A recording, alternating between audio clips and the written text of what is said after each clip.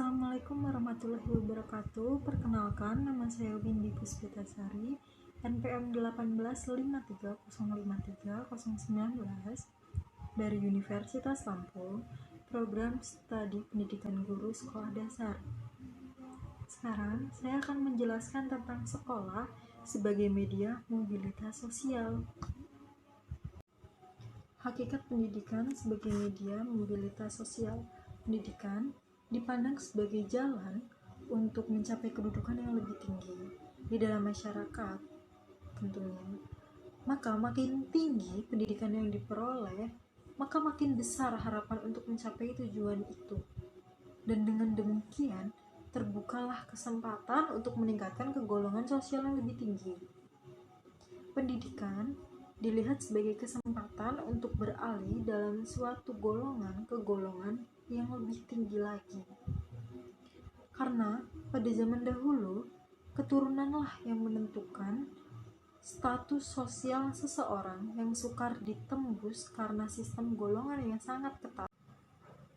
Dengan memperluas dan meratakan pendidikan secara universal, memberikan pengetahuan dan keterampilan yang sama bagi semua anak dari semua golongan sosial. Pendidikan sebagai media sosial yaitu suatu proses belajar yang menjadi sektor dalam masyarakat secara keseluruhan untuk berpindah dari lapisan satu ke lapisan lain. Pendidikan membuka kemungkinan adanya mobilitas sosial. Berkat pendidikan, seseorang dapat meningkatkan dalam status sosialnya. Pendidikan secara merata memberi kesamaan dasar pendidikan dan mengurangi perbedaan antara golongan tinggi dan golongan rendah. Melalui pendidikan, tiap warga negara dapat membaca surat kabar, majalah, hingga masalah-masalah politik, sosial, ekonomi secara merata. Walaupun terdapat mobilitas sosial secara sektoral, banyak pula golongan rendah yang tetap dianggap rendah. Mobilitas sosial melalui pendidikan. Tiap masyarakat modern terdapat mobilitas sosial atau perpindahan golongan yang cukup banyak. Orang naik atau turun statusnya dalam berbagai sistem status dalam masyarakat itu didasarkan atas golongan sosial, kekayaan jabatan, kekuasaan, dan sebagainya. Perpindahan orang dari golongan sosial yang lain yang lebih tinggi atau rendah disebut mobilitas sosial vertikal. Mobilitas sosial ini berarti bahwa individu itu memasuki lingkungan sosial yang berbeda dengan sebelumnya. Mobilitas sosial ini terus berlangsung di semua negara, khususnya dalam masyarakat industri karena dibutuhkannya sejumlah besar tenaga medis dan seorang yang profesional. Golongan sosial tinggi tidak memenuhi segala kebutuhan itu dan terpaksa mengambilnya dari lapisan sosial yang lebih rendah.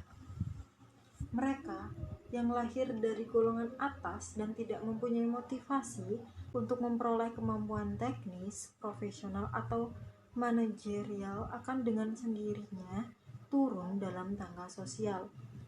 Dalam masyarakat feodal yang tidak memerlukan tenaga teknis profesional, tidak terdapat mobilitas sosial vertikal, yang berarti masyarakat itu disebut tertutup atau statis. Sebaliknya, masyarakat industri lebih terbuka karena memerlukan tenaga baru agar masyarakat itu dapat berfungsi dengan baik. Namun agar seseorang naik pada tangga sosial individu itu dalam masyarakat terbuka, pada prinsipnya setiap orang dapat menduduki tempat tertinggi, sehingga anak buruh rendah mungkin tak kelak menjadi presiden.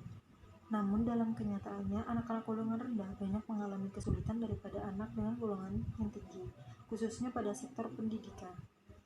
Selain itu, ada lagi faktor-faktor penghambat lainnya, seperti agama, kesukuan, jenis kelamin, dan sebagainya. Seperti misalnya, di negara yang mayoritas rakyatnya menganut agama tertentu, mereka yang lain agamanya akan mendapat kesulitan untuk menduduki tempat yang terhormat. Dalam kenyataannya, walaupun secara legal ia mempunyai hak yang sama dengan agama yang mayoritas. Demikian pula dengan kesukuan atau asal kebangsaan. Jabatan tertentu masih dikaitkan dengan jenis kelamin tertentu. Namun wanita yang telah berhasil menduduki tempat tertinggi di berbagai negara yang memiliki kasta kedudukan seseorang telah ditentukan sejak ia lahir dalam kasta itu. Walaupun demikian, di India pun masih cukup kesempatan untuk naik tangga sosial, walaupun tidak seluas di negara modern. Ini mungkin terutama dengan mendapat pendidikan, jabatan, dan sumber pendapatan yang lebih baik. Kenaikan golongan sosial dapat diselidiki dengan 1. Meneliti riwayat pekerjaan seseorang.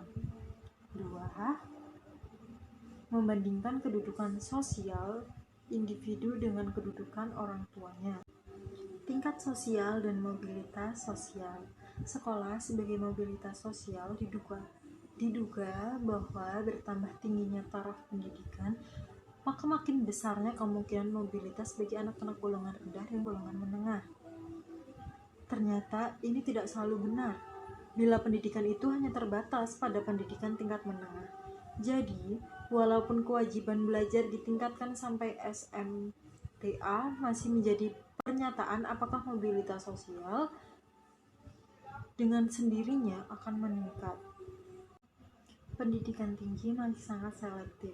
Tidak semua orang tua mampu membiayai studi anaknya di perguruan tinggi.